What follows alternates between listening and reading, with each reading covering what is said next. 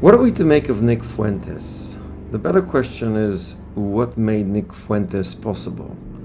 I think that if we follow Nick Fuentes' biography, it's clear. He springs from the same soil that created Trump.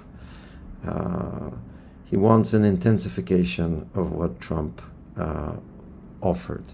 Trump went against immigrants. He wants to go against immigrants, against the LGBTQ. He wants to add to this list, of course, what Trump did not dare to ask, which is the Jews. The grievances and fears are the same. The economic grievance that many Americans feel, the racial fears of white dominance slipping away, the feeling that sovereignty and foreign policy is not responsive to any interests of regular people. Nick Fuentes is animated by the same fantasy that Trump is animated by, a return to the 1950s, to traditional gender norms, to nuclear families, to a secure white middle class, and the subordination of all the rest. But conservative visions like these have a problem. The problem is capitalism. They're unwilling to critique capitalism. And capitalism is definitely not conservative. It only knows motion.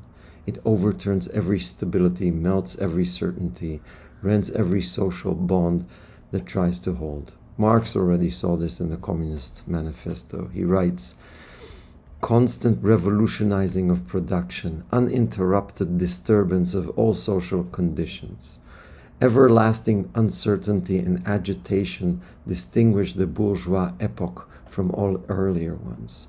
All fixed, fast frozen relations with their train of ancient and venerable prejudices and opinions are swept away.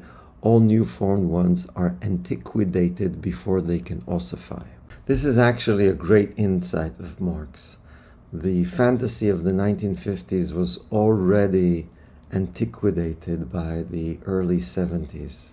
That is, after 20 years, it was already gone.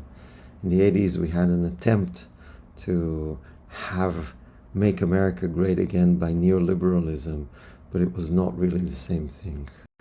The American marriage of capitalism and conservatism has always been uneasy. The Groypers or Nick Fuentes nationalism seeks a past that is no longer accessible. Traditional gender relations, for example, in an age where more women than men go to college. Traditional sexualities in the age of trans, gender fluidity, and ubiquitous porn. They want roots in a system built to unroot. The young people who are flocking to Fuentes are experiencing high rents, school debt, groceries that are becoming more and more expensive.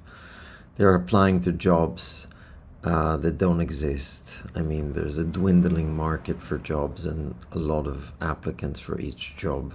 And all of this, of course, is a result of capitalism. But you can't admit in America that it's capitalism. The ruling classes have brainwashed most of the population for years to believe that capitalism is an engine of growth, a sacred cow.